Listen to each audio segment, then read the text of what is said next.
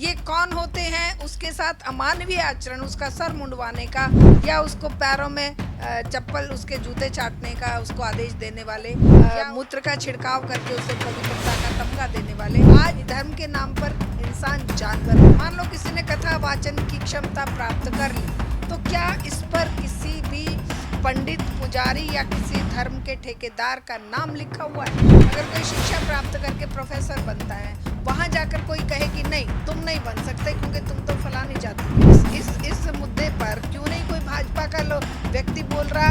क्यों? क्योंकि उन्हें डर है कि उच्च जाति के वोट उनसे छिटक ना जाए। नमस्कार, आप देख रहे हैं DS4 और मैं हूं रंजय कुमार। उत्तर प्रदेश को योगी जी के शासन में उत्तम प्रदेश कहा जा रहा है कि अब उत्तर प्रदेश उत्तम प्रदेश बन चुका है, लेकिन लगातार वहां से ऐसी खबरें आती है जिससे कहना मुश्किल है कि सच में क्या उत्तम प्रदेश बन चुका है। खबर इटावा की है, जहां की एक व्यक्ति जो है यादव समुदाय से, और वो कथा वाचन का काम कर रहे थे, और उसके बाद जो है जब कुछ लोगों को ये पता चलता है, ब्राह्मण समुदाय के लोग आते हैं, उनका विरोध करते हैं, उनका जो है सर मूंड देते हैं, साथ ही साथ जिस महिला ने उनको बुलाया था उसका पैर छूने को विवश करते हैं। तो बहुत सारी ऐसी चीजें हुई और इसको लेकर समाजवादी पार्टी ने और तमाम लोगों ने इस पे बहस छेड़ रखी है कि जब संविधान आजादी देता है किसी को जो है कोई भी काम करने की, ऐसे में फिर विवाद क्यों? मैम, क्या कहना चाहेंगे जिस प्रकार से ये घटना हुई है कि भगवान तो सबके हैं और कथा वाचन का काम कोई भी कर सकता है, लेकिन जो ये घटना हुई है उस पर आप क्या कहना चाहेंगे? देखिए, उत्तर प्रदेश की जो बात आपने की कि उत्तम प्रदेश बन गया है, वो सचमुच में उत्तम ही बन गया है।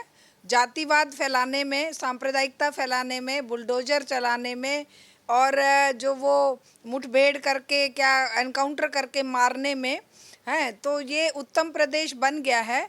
और शिक्षा के मंदिरों को, स्कूलों को बंद करने में, अभी 24-25 हज़ार स्कूलों को बंद करने का पिछले साल ये आदेश निकाला था। जब शोर मचा तो अभी 5,000 स्कूलों को बंद करने का प्रयास, मतलब बंद करने के ऑर्डर चल पड़े और शुरू हो गए हैं बंद करना। तो विद्या के मंदिरों को बंद करके, स्कूलों को बंद करके, और इस तरह का जातिवाद, सांप्रदायिकता फैलाकर ये ज़रूर अपना वो उद्देश्य पूरा कर रहे हैं जिसके माध्यम से ये समाज को 5,000 साल पीछे ले जाकर मनुस्मृति के माध्यम से जनता को मूर्ख बनाकर राज कर सकें। उस तरीके से जब हम देखते हैं कि हमारा पूरा का पूरा सिस्टम केवल धर्मांधता की तरफ धकेला जा रहा है। 200 साल पहले जो सावित्रीबाई फुले और ज्योतिबा फुले ने जो प्रयास किया था कि भाई शिक्षा का प्रचार प्रसार होगा तो जातिवाद खत्म होगा, शिक्षा सबको मिलेगी, तो ये जो लोग दबे कुचले लोग हैं ये अपने अधिकार जानेंगे, इंसान होने का अपना अधिकार जानेंगे, अपने आप को सीधा खड़ा कर पाएंगे उन लोगों के सामने जो वर्ग विशेष या जाति विशेष के बनकर बाकी जनता को पैरों तले रौंदने की बात करते हैं। लेकिन वो प्रयास, शायद उस समय का प्रयास जो उस ज़माने में शुरू किया था, वो अधूरा रह गया। आज भी अगर हम उसी तरह की व्यवस्था देख रहे हैं, जब जिस व्यवस्था से मुक्ति दिलाने के लिए उन्होंने संघर्ष किया, कितने सारे लोगों ने नवजागरण काल में इस जाति व्यवस्था को, धर्मांधता को, पाखंडवाद को, सांप्रदायिकता को दूर करने के लिए अपने पूरा का पूरा जीवन समर्पित किया। चाहे बाबा साहेब भीमराव अंबेडकर का देख लीजिए, चाहे ज्योतिबा फुले, सावित्रीबाई फुले का देख लीजिए, और भी अनेकों समाज सुधारक और क्रांतिकारी और वैज्ञानिक चिंतन वाले लोगों ने बहुत मेहनत करी। लेकिन इस समाज के मनुवादी प्रवृत्ति के लोगों ने उनके सारे किए कराए पर पानी फेर दिया, और अब 2014 के बाद से तो लेकर अब तक कहीं ये मॉब लिंचिंग करवाते हैं धर्म के नाम पर, और कहीं फिर ये दोष देते हैं कि बेसरन में धर्म पूछा, जाति नहीं, और तुम जाति पूछ रहे हो, धर्म नहीं।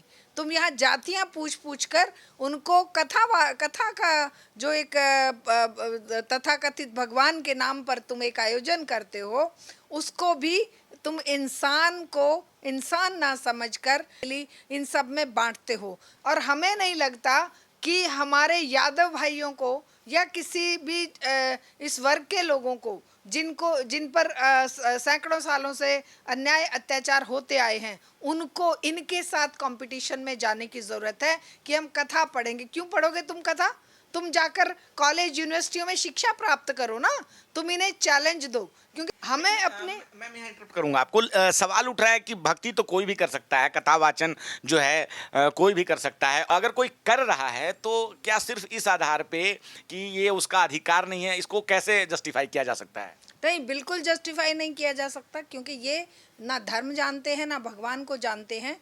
क्योंकि धर्म का उदय जब हुआ था तो वो इंसान को इंसान बनाने के लिए हुआ था।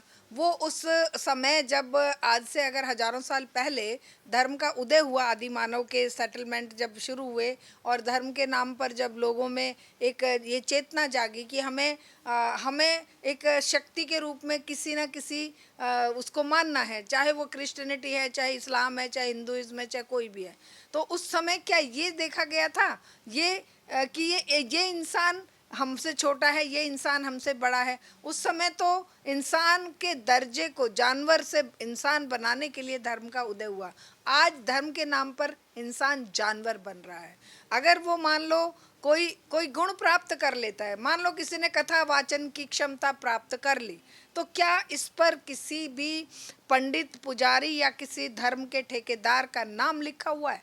अगर कोई शिक्षा प्राप्त करके टीचर बनता है, अगर कोई शिक्षा प्राप्त करके प्रोफेसर बनता है, वहाँ जाकर कोई कहे कि नहीं तुम नहीं बन सकते क्योंकि तुम तो फलानी जाति के हो, संविधान ने तो वो सारी विषमताएं खत्म करके सबको बराबरी का हक दिया है।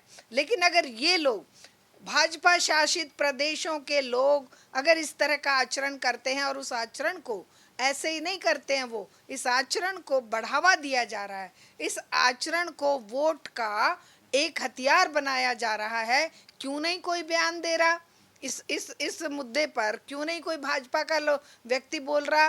क्यों? क्योंकि उन्हें डर है कि उच्च जाति के वोट उनसे छिटक ना जाएं।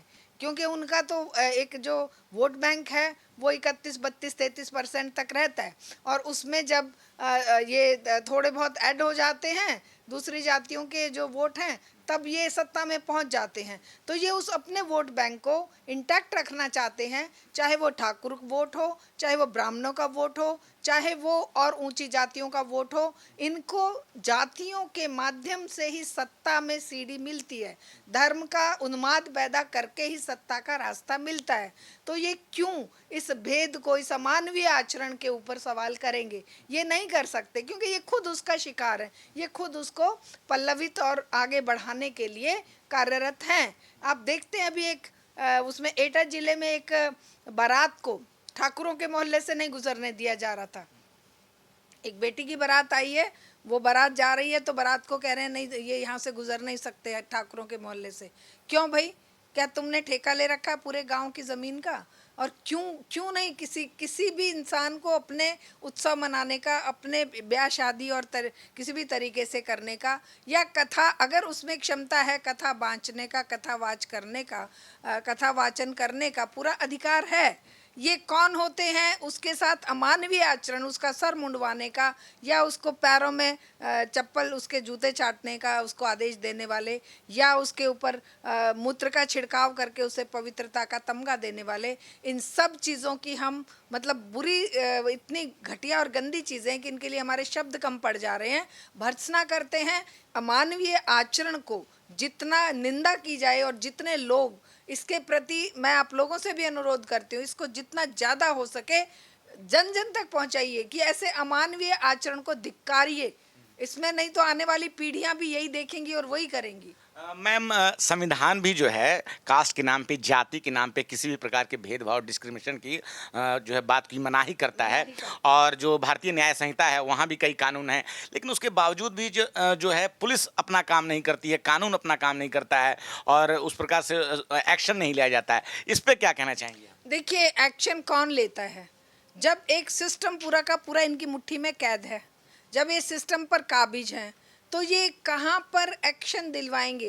क्योंकि वो मानसिकता तो पुलिस की भी है ना, पुलिस में भी तो उसी मानसिकता के लोग बैठे हैं, उसी मानसिकता के लोग, जिस मानसिकता के कारण ये अन्याय अत्याचार होते हैं, उसी मानसिकता के लोग सत्ता में भी हैं, उसी मानसिकता के लोग पॉलिटिकल पार्टियों के हेड भी हैं, उसी मानसिकता के लोग सत्ता में वोट बटोरने के लिए पुलिस और प्रशासन को एक हथियार के रूप में इस्तेमाल करने वाले लोग भी हैं। इनका ये मानना कहना है कि जो हम सदियों से जो झेलता आया है ये समाज, वो ख़त्म नहीं होना चाहिए, वो कंटिन्यू रहना चाहिए। और हमारा प्रयास है, जो प्रयास हजारों सैकड़ों साल पहले हमारे पूर्वजों ने किया, नवजागरण काल के मनीषियों ने किया, चाहे वो राजा राम मोहन राय थे, ईश्वर चंद्र विद्यासागर थे, ज्योतिबा फुले, सावित्रीबाई फुले, फातिमा शेख, नेताजी सुभाष चंद्र बोस या भगत सिंह थे। हर एक बंदे ने, हर एक वैज्ञानिक चिंतन वाले व्यक्ति ने इन सब चीज़ों के खिलाफ समाज को बदलने का काम किया है। हमारे कॉमरेड शिवदास घोष ने ये सबसे पहला काम बताया कि जब तक समाज से असमानता दूर नहीं होगी, राजनीतिक परिवर्तन से किसी का कल्याण नहीं होने वाला। जब तक सामाजिक परिवर्तन नहीं हो जाता, समाज में समानता का एक व्यवहार स्थापित नहीं हो जाता, नैतिक चरित्र नहीं बदलता लोगों का। नैतिक चरित्र की ही तो बात है कि वो इंसान को इंसान नहीं समझ रहे। ये नैतिक मूल्य हैं, इन नैतिक मूल्यों को समाज में खड़ा किए बिना, इनको ऊंचा उठाए बिना, कॉमरेड शिवदास घोष का कहना है कि नैतिकता का जो ये समाज के अंदर जो नैतिक गिरावट आई है, जब तक इस पर काम नहीं होगा, तब तक राजनीतिक दल आएंगे, अपनी रोटियां सेकेंगे, एक दल जाएगा, दूसरा आएगा। 75 साल की राजनीति में क्या दलितों का उद्धार हुआ? क्या संविधान बनने के बाद भी क्या हमारे यादव या दूसरे लोगों का, हाँ, उनमें से कुछ मुट्ठी भर लोग ऊपर पहुंच जाते हैं, जिनको व्यवस्था मिल जाती है, जिनको वातावरण मिल जाता है, जिनके एक परिवार में से कोई एक आगे बढ़ गया। लेकिन हम तो संपूर्ण समाज को आगे बढ़ाने की बात करते हैं कि बहुसंख्यक समाज एक धरातल पर आए, और जब वो धरातल पर आएगा तब इनकी ये जो राजनीतिक रोटियां सेकने वाले लोग हैं, जो ये व्यवस्था है, जो पूंजीवादी शिकंजे में कैद है, ये टूटेगी। इस व्यवस्था को तोड़ने के लिए सबसे पहला ज़रूरी काम है कि समाज की असमानता, भेदभाव और ये अमानवीय कृत्य बंद हों और एक नैतिक चरित्र इंसानों का डेवलप किया जाए। वरना तो ये जो नीति नैतिकता का गिरावट है ना, ये इतने नीचे चली जाएगी कि इंसान को ठोकर मारकर और इस तरह से उसकी बेइज्जती करके उसे जानवर से बदतर ट्रीट करेगा।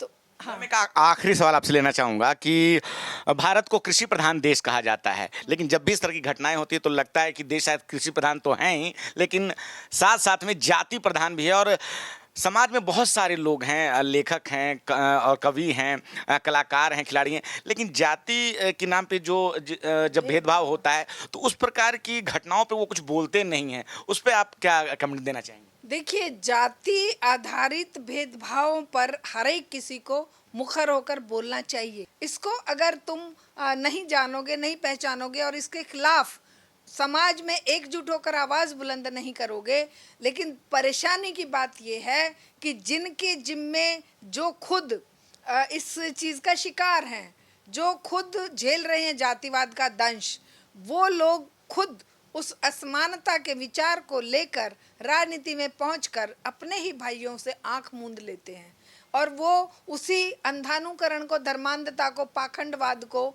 जिन चीज़ों को ठोकर मारकर महात्मा बुद्ध ने या बाबा साहेब भीमराव अंबेडकर ने या ज्योतिराव फुले ने, सावित्रीबाई फुले ने जिन चीज़ों को नकारने का, जिन चीज़ों पर चोट प्रहार करने का काम किया था, और जिनको प्रेरणा दी थी कि भाई तुम इसको छोड़कर ही आगे बढ़ सकते हो, अपनी नैतिकता को कायम रख सकते हो, क्योंकि सत्ता में बैठा वर्ग कभी भी नहीं चाहेगा कि ये जो दबे कुचले लोग हैं ये बराबरी की सोच विकसित कर लें, तुम्हारे बराबर आंख से आंख मिलाकर अपना हक मांगें या अपने हक के लिए खड़े होकर, शिक्षित होकर तुमसे सवाल करें। इसीलिए इनकी और भगवान की, सत्ता में बैठे लोगों की और भगवान की बड़ी दोस्ती है, सत्ता में बैठे लोगों की और उच्च वर्ग के, उच्च जाति के लोगों की बहुत बड़ी दोस्ती है। इनका कोई आपस में वो नहीं है कलेश, लेकिन कलेश है उस बहुसंख्यक समाज से, 80%, 90% जनता से, जिनको ये 5 किलो अनाज टुकड़ों के रूप में फेंक रहे हैं और जिनको पैरों तले रौंदने का प्रयास ये लगातार करते जा रहे हैं। तो समाज को एकजुट होना पड़ेगा। किसी भी धर्म, जाति, वर्ग के व्यक्ति को अगर इंसानियत का जज्बा है तो ऐसी घटनाओं के लिए खुलकर इसकी निंदा करनी चाहिए और संघर्ष के लिए सड़क पर उतरना चाहिए। मैम, आपने अपना समय दिया, बहुत बहुत धन्यवाद। बहुत बहुत धन्यवाद। तो हमारे साथ बात कर रही थी शारदा मैम। और 2025 के भारत में जब ये बात की जाती है कि भारत अंतरिक्ष में पहुंच चुका है और भारत के विकास की गाथा और विश्व गुरु बनने की बात की जाती है, लेकिन देश के अंदर कई बार जो है इस तरह की समस्याएं और इस तरह की खबरें आती हैं कि जाति के नाम पर अभी भी देश में भेदभाव होता है और समाज के कई लोग जो है इस तरह की घटनाओं पर आंख मूंदे रहते हैं। कहीं ना कहीं उनको भी इस तरह की मुद्दों पर बोलना चाहिए। क्या आप सोचते हैं? अपनी राय हमें ज़रूर बताएं। मैं रंजय कुमार, धन्यवाद।